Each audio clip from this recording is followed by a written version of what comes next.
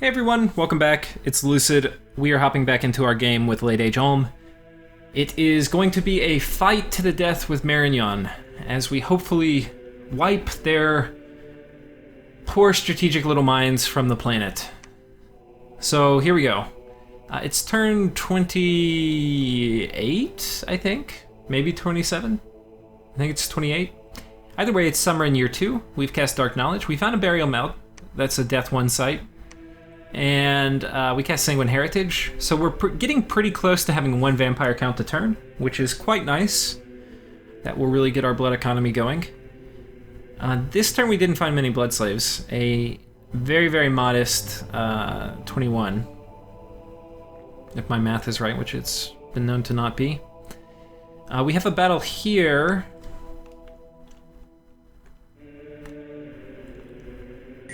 So Pythium is sitting on top of a Lemurian fort, and Lemuria has decided to send a thug in to fight it. Now, if we look at it, these thugs, let's talk about them real quick. They're Holy 3, they're immortal, so he doesn't care if they die. They respawn every 3 months. His Bless is regeneration and awe. And in terms of the base unit, it's got cold resistant, pierce resistant, poison resistant, Fear, Chill Aura, and Ethereal. And then it's also magic power. It's stronger in a magic dominion, which I don't think this is. Oh, it is. So it's magic 3. He's also a reanimator, but that's not very relevant to the combat fights. What's important here is he's ethereal, and what Pythium has decided to get to counter probably his thugs, but then also a lot of the ghosts are these mantises, which have okay protection, pretty good protection, and then they have 2 magic attacks. So that means this ghost will kill this mantis will kill about 2 ghosts a turn. And it also should, in theory, be pretty good against this guy, but the problem is this guy also has pretty good protection and reasonable defense. So what we see is that even though he's surrounded by all these guys who have 2 magic attacks, they're really not doing that much damage to him. They finally get him, but if we look at the battle report for this, it was pretty expensive. He lost 10 mantises. We'll look real quick and I'll figure out how much they cost. I don't fully remember. So 5 for 8. So he killed 10 nature gems with that one dude who's gonna respawn in 10 turns. Whoops. So, yeah. We're on turn 28, by the way. Yeah, so anyway, that wasn't super effective for Pythium, even though he got things that in theory would be really good counters. The problem is their damage isn't high enough, so if you put Strength of the Giants on them, they would have killed them a lot faster or something like that. And then a lot of them died actually to Crossfire, so the crossbowmen killed a lot of the mantises, and then the spells did. So anyway, such is life. We are attacking the Throne Province. Let's see how that goes. So our wolves just run in, and they kind of damage stuff, but they mostly die. But they did, fortunately, okay, they got to the archers, but then they gave up. Yeah, okay, we got the route. Nice, so we have another throne. Let's go see what throne that is. It's the Throne of Storms. So this is going to give us a fair air income, and on first glance you wouldn't think there's much we can do with air income. However, you would be wrong. We have air random Forge Priests that get a 1 discount, and so with the hammer, which, by the way, I have no earth income. And I've been site searching earth a little bit now, so I probably should have at least 1, but I'm getting pretty unlucky, because I've also site searched preferentially the mountains, and then wastelands, which have more magic sites, so anyway, I'm a little sad. But, where are we? Oh, but the air randoms, they are able to do some cool stuff. They can make Alquils for 2 air gems. That's pretty good, right? So this site is gonna make me 2.5 Alquils a turn. Potentially, once I have hammers, which I don't have. That's pretty huge. So that's 9 research a turn per turn from this site. The other thing you can do, and I think I can do it now, is you can make Oh, I think it's a construction 6 item. You can make bows of war, which are pretty damn good, and I think they're only 5 air gems. So, yeah, that would be kind of cool. But I need to fort this now too. So I want to get all my freaking things forted. So I'm building a palisades here. You know, this one is almost up. I got 2 months left. I think I started this last turn. So I got a palisades going here. And I'm building a palisades here. So I've got 4 more forts coming up.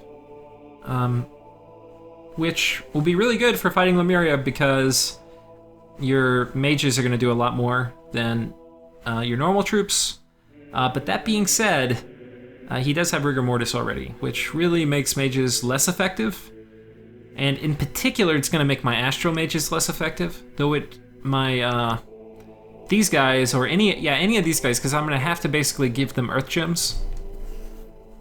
Probably which I don't have any Earth Gems, so it's going to be a problem. I'm really going to primarily use these guys then, the Earth randoms, to summon Earth power and then hopefully kill these guys. The Astral are basically going to be there for anti-magic, so. But yeah, I probably should, all thoughts, you know, I was waxing on whether I should attack Lemuria or not, because it could upstate the game balance. I'm actually really worried about them spinning out of control. This player's really good. And if he gets the island, plus everything else he has, plus the ocean, it's going to be really, really bad. There's going to be a ton of free spawn to chew through, and there are like real mathematical limits as to how many of these free spawn you can kill when they have Rigor Mortis up, because eventually your units will fatigue out, and then you die. Fortunately, I will, in about a year, have a shit ton of vampires, which can do all sorts of horrible, nasty things to them. And late game, I can drop, with Blood Communions, I can do Undead Mastery, which will really make him cry, especially since I have a high death income, so I could drop it 3 times in a fight and take all of his freaking immortals. Yeah. So that's it for the events. We got some Earth Gems, nice, and then we got gold. Messages, I think last turn I sent the Astral Pearls back to Utgard. I do owe him... So I did that trade so I can make Earth Boots, because now he wants to buy Charcoal Shields, though he'll probably send me the gems like this turn. But then I have to take the Earth Boots, I have to put them on this guy, and then, with the Earth Boots, I can make a Charcoal Shield.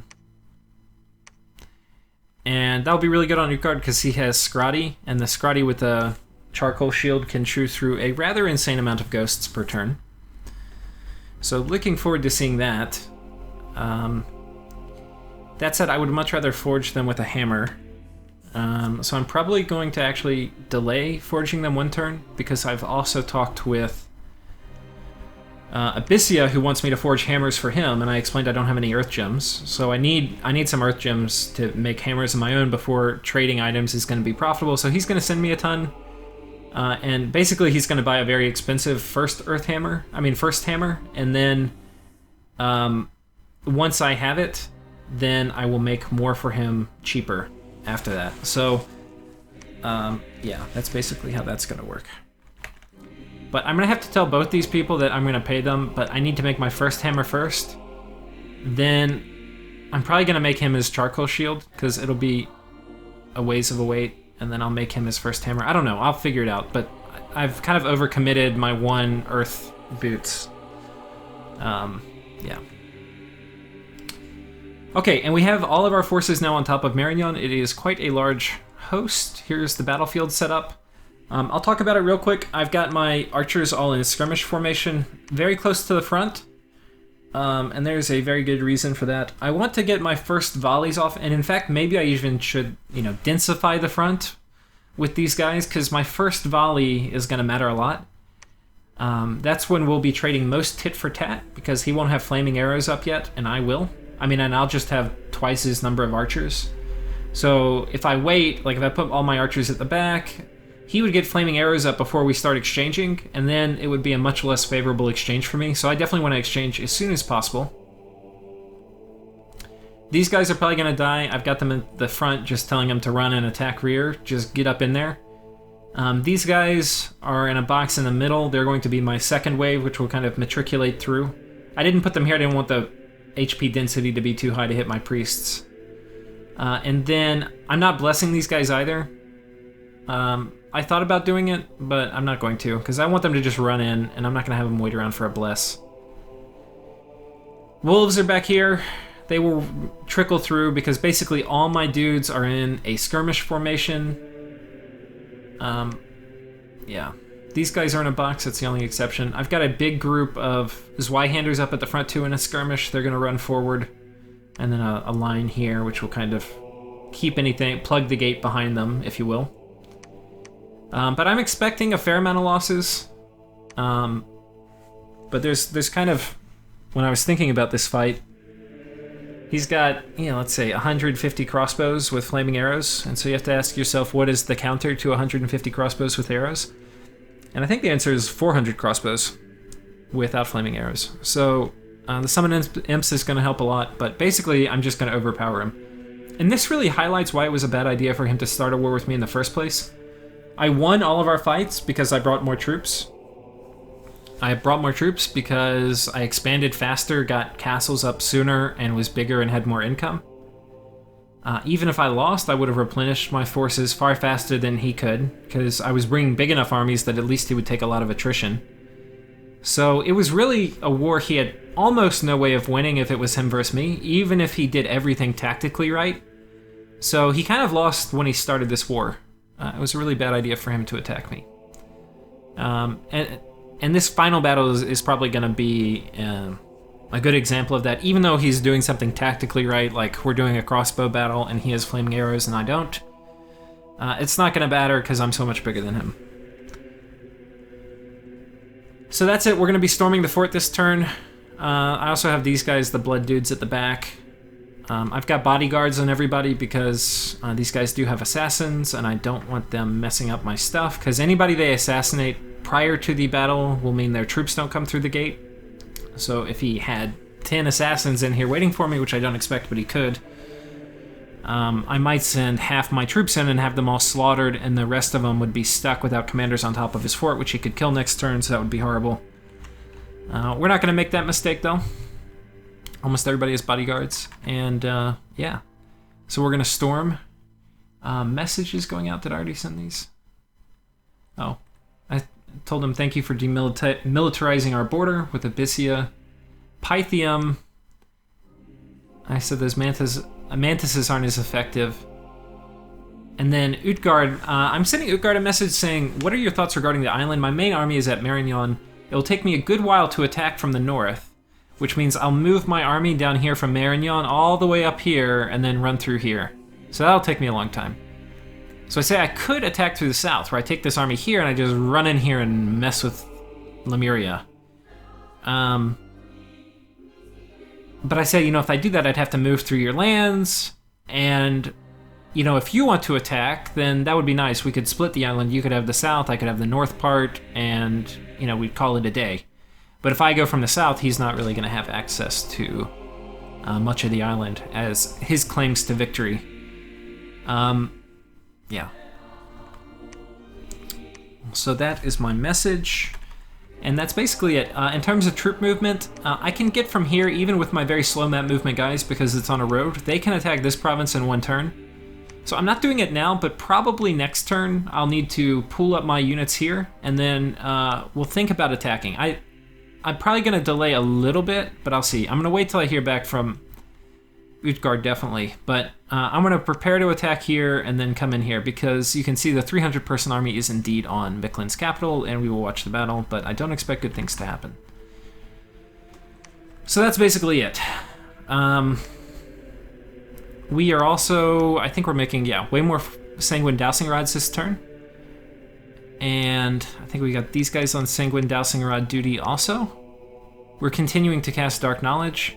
I'm going to be moving some of my Fortune Tellers in here. I want to spread them out. I don't only want to have Fortune Tellers in my capital. I want some here too. Basically in all my very high income provinces. And yeah, so basically I want to get my key infrastructure up and I'm going to finish this war with Marignon, and then I'm going to come in and attack these guys. But I need to hear from Utgard where he wants me to attack, whether he wants me to go boom, boom, boom, boom, boom, or whether he wants me to walk up 1 turn, 2 turns, 3 turns, 4 turns, 5 turns. Yeah, it'll be a while. Okay, that's it for this turn. We'll go ahead and pull up the other turn. This will be a long episode because this final turn is my current turn. It won't be current when you're watching it because I don't put them up right after I'm done. I put them up once this point in the game has kind of passed so that people playing can't like cheat and see what I'm doing. But anyway, I haven't played this one out fully. I've played part of it out. So I sent Lemuria a message saying, don't put a temple on that fort you just built. And he said he's not going to. It would totally defeat the purpose since it's just there to get income, which is a bunch of horseshit. Now that, like, theoretically could make sense. Oh, I just want to get income here. But let's take a quick look at this. He's got... Well, here, wait. We're going to watch the battle first, because I may have spoiled it for some of you. But if you weren't paying attention... let's see what happened. And then we're going to come back. We're going to talk about Lemuria. Okay. So there's my first crossbow volley, and it is landing squarely. And we've already routed one of his crossbow squads. We're doing significant damage on some of the other ones. Our imps have jumped in. I don't know if they'll be able to actually disrupt the crossbow stuff. No, the flagellants are going to kill them. It did disrupt this one some. Meanwhile... Oh, we missed it barely, but the flaming arrow crossbow barrage went in. There's another one. Okay, and it killed a handful. But you can see our crossbows are just... like, it's a continuous rain of hail, iron hail. And this squad is routed, and this is all that is left of the proud Marignese. This little crossbow squad. So even though he had flaming arrows, which does make your crossbows way better, it is not going to matter. This is unfortunate. They're trying to kill this fire elemental, but really they're just going to kill my dudes. This is the friendly fire associated with... Crossbows are really bad against fire elementals. They're ethereal, so they like never hit, and then they have a kind of a lot of HP. Yeah. We just need to kill them and get a route, because this fire elemental is going to be a little problem. If he had summoned like 8 fire elementals right here, and that even if the mages died, they would have run up here and caused a lot of trouble, but he didn't. I don't even know. We'll watch that again real quick and see if it was a size 6 or a size 4. Not sure. So they're dead. Okay. We're gonna watch that real quick, and again, I just want to see if it's a size 6. And I missed the opening volley, so you'll get to watch the opening volley here. There you go, look at that. Look at that.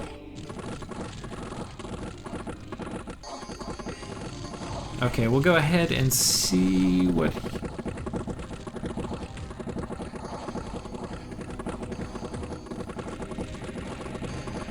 Okay, and we should have the first fire elemental coming out. That's the other problem. He may have actually had more, but I think we've killed a few of his mages before they could do anything. And we should have the... Okay, there's the fire elemental. Oh yeah, it's a lesser fire elemental, so it's only size 4. When it comes out. Or size 3. Huh. I thought these things were size 4 when they came out for the lesser ones. Huh. Okay, so that is that. So we now have Marignon. There was a battle here where... Lemuria is attacking Pythium just with some dude. I think he was hoping there was no PD, so it is going to be a 1v1 battle.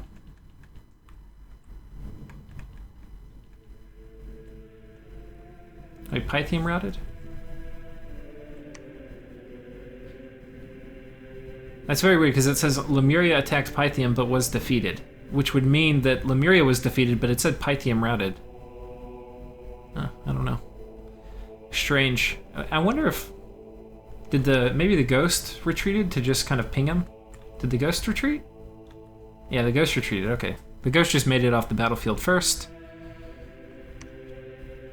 There was a battle in Micklin. We're gonna watch this. So I had sent Micklin some fire gems, which I think hopefully he could turn into fire elementals. And then I sent him some blood slaves so that he could do a blood communion. Blood communions do cost way more fatigue than normal communions, so yeah, let's see. Did he actually do it? I don't see any evidence of being inside it. Oh, he did do it. Okay. So he cast Divine Blessing. And he has a fair amount of priests here, so they're gonna do some pretty big banishment. The nice thing about priests versus Rigor Mortis is they don't fatigue out nearly as quickly. I think they are fatiguing out now, yeah. But it takes a while.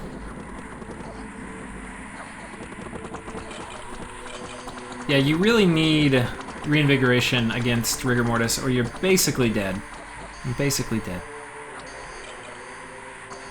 But I've got some good counters, because my Ghoul Guardians do not suffer fatigue. They will rape almost an infinite number of Lemurian ghosts, and these guys can at least do Reinvigoration after they cast any of their important spells, and then these guys can do Earth Power. So we'll see. I'll probably have to Death Ball, and then I can also do Flaming Arrows, which will kill them fast enough that I don't think Rigor Mortis is going to matter so much. Okay, so we took this. I'm building a temple here, and I've got all my troops, and I don't really know where I want to move them yet. I think I want to come out here and like take these final ones, and I'll probably just move this army north. Like I'll probably move here, and then move here with the small group, and then have my big group move up this way. I'm going to leave probably like this many guys here, which is kind of a lot. I'm going to leave like 200 guys here, and I'm going to move most of my guys out. Yeah. Probably like all these guys are going to come this way.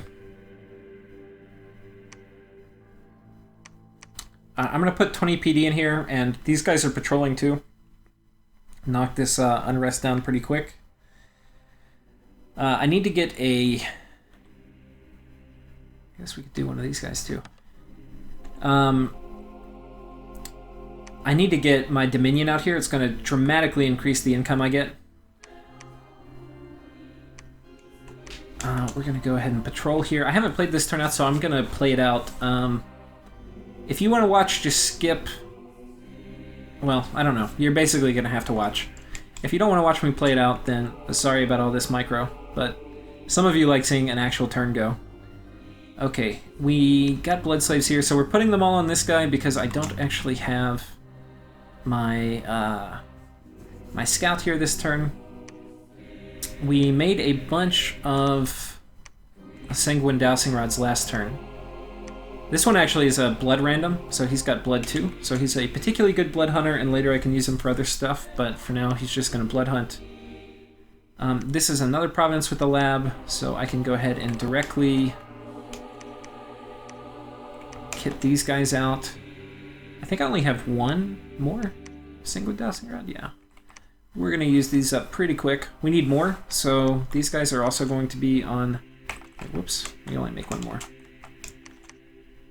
I've got these two girls in here making Sanguine Dowsing Rods. So I'll have 3 more next turn, which isn't great, but I'm also summoning a vampire. We're going to load this dude up.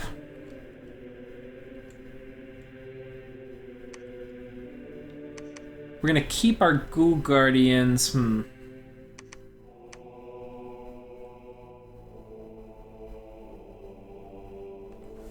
Yeah, I'm not sure. These guys are going to move out. I think they'll move out. The turn we take this, we're going to move another army in here, and then both armies can hopefully hop on top of this fort. It'll probably be like 4 turns from now. But as he sees this army moving up the coast, because he will see it, he'll probably prepare. I don't know. We'll see what happens. What else? Where the hell is this guy? Okay. You, sir, are going to come over here and patrol. We're going to get rid of all these dudes. We are going to... I lost a guy there. I think we're going to go ahead and send our little scouts up this way.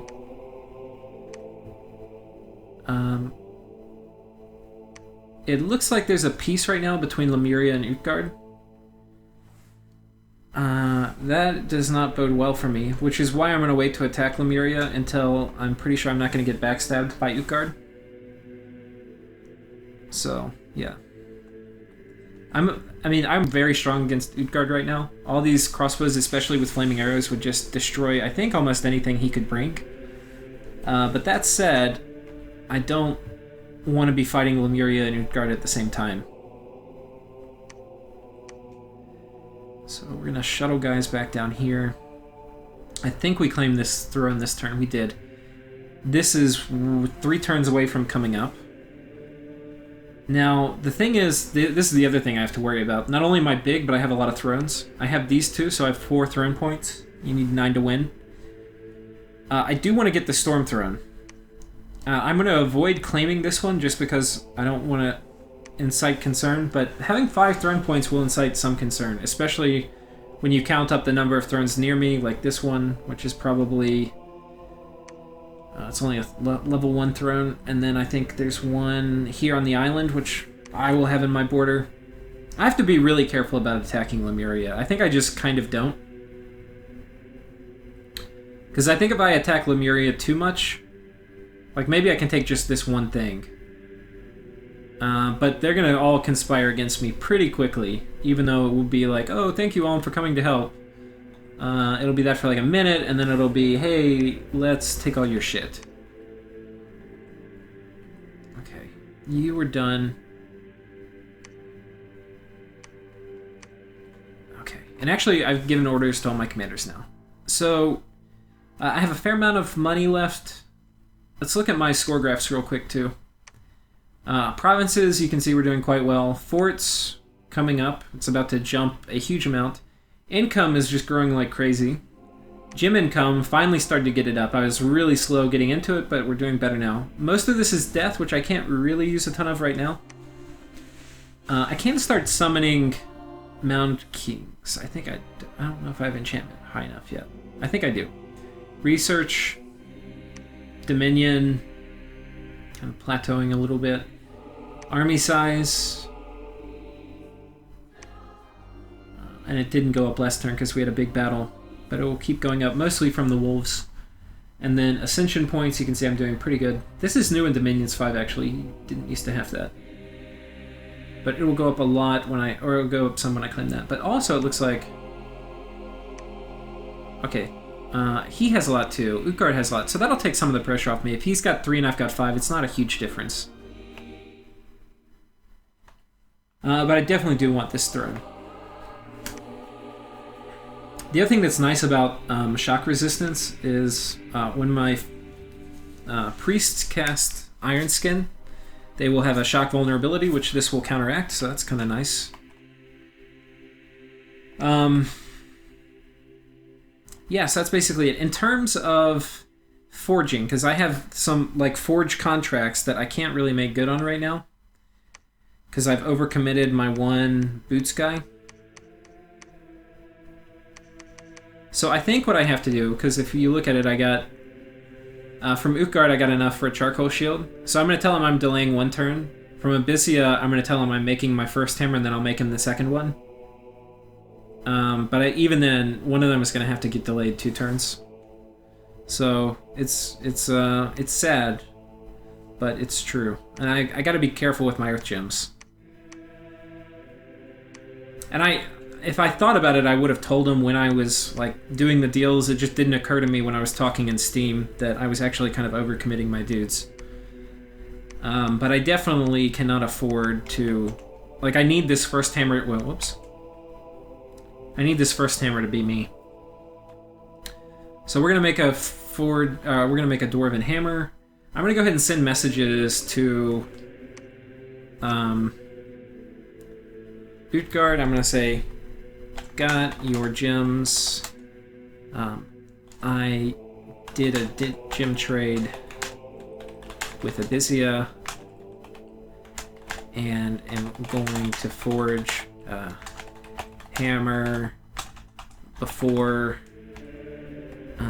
make your charcoal shield. I'll forge your shield next turn and send to you the turn after. Okay. And then I'm also going to send a message to Abyssia. And I'll just be super straight with him. Got your gems. Making my hammer this turn. Next turn, I had promised a charcoal shield for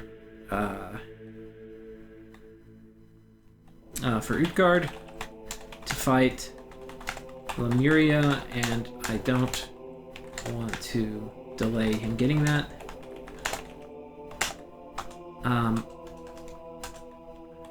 So turn after next, I forge your hammer. Then after that, I send it, obviously. And then I can make hammers, more hammers after that too.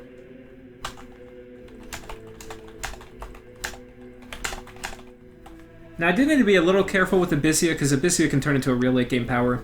But a lot of it was based on horror spam before, which I can also do. And horrors are not as good as they were in Dominions 4. They're actually significantly nerfed. But anyway. So that's basically it for this turn. We're site searching here, and then I'm going to site search here, and then we'll probably build a lab here too when she gets there, and this will be her little home. We're doing a pretty good job getting all of our little dudes out. We're getting our blood economy going. We have a lot of pearls, which we're not making good use of yet. Once I get Construction 6, I can get the crystal coin, but I can't really do that until I hit Construction 6. I'm rushing Blood 5 because that will give me Hellbind Heart.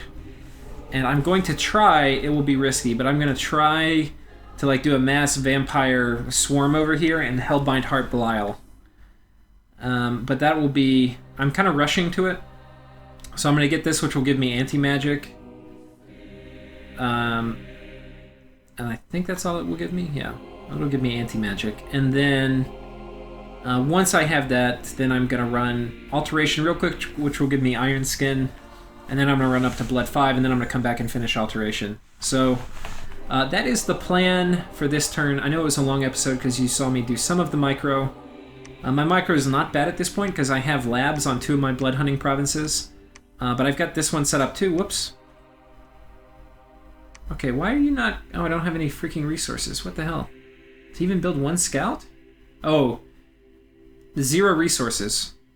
So, I forgot about this. This is the problem when you have a province surrounded by castles, is they can't actually make anything. This only has 7 because it's surrounded by 2. This is surrounded by 2 of the top level the top level castles, which means they suck everything out of both these provinces. See, these have 0 resources. So I'm in a bit of a pickle. I also forgot, I'm gonna do, this is what I'm gonna do. Because I have, whoops, more resources. So I'm gonna try to max out all my... I've got more recruitment points. I think this last one will be 2 of these.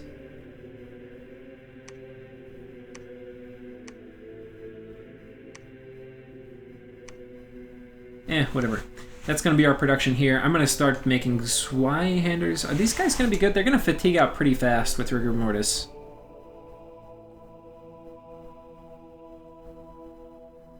Yeah, I do need a meat shield, though, just to hold the ghouls in place, and these will do a pretty good job. But, okay. Cancel that. We're not going to have enough money to just do Zweihanders. So, I'm going to go ahead and start taking advantage of my additional recruitment slot there. Oh, damn it. Okay, not yet. I'm still too poor. Forge Priest here. And we've almost tapped out our income, so that's good. We're building a temple here. Forts are going to be coming up soon. 2 months, 3 months, 3 months, okay. And then this one's 1 month. Okay. So we're going to have one fort, then we're going to have 2 forts, and then we're going to have 3-4 forts, all in the next 3 turns. That will be quite good, and at that point I will be very able to respond to Lemurian raiding. I'm going to script this guy to retreat in case I do get jumped by Lemuria. And I think that's it. Thanks everyone for watching. I'll see you guys next time, and yeah.